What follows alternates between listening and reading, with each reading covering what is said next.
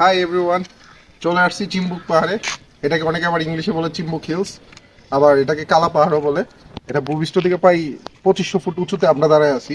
এই যে দেখতেছেন, এটা হচ্ছে চট্টগ্রাম জেলা থেকে হচ্ছে প্রায় 52 কিলোমিটার দূরে অবস্থিত, এবং বান্দরবান থেকে হচ্ছে আপনার 26 কিলোমিটার দূরে অবস্থিত।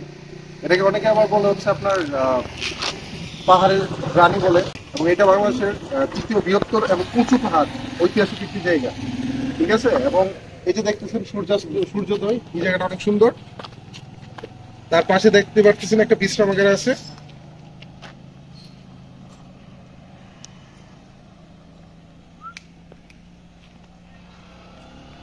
প্রশাসনের তত্ত্বাবধানে এই জায়গাটা করা হয়েছে। এখানে ওইরকম আহামরি পর্যটকদের জন্য থাকার ব্যবস্থা নাই, সেই জন্য এখানে পর্যটকরা রাতের বেলা থাকতে পারে না, নয়তো এখানে অনেক মানুষ থাকতো।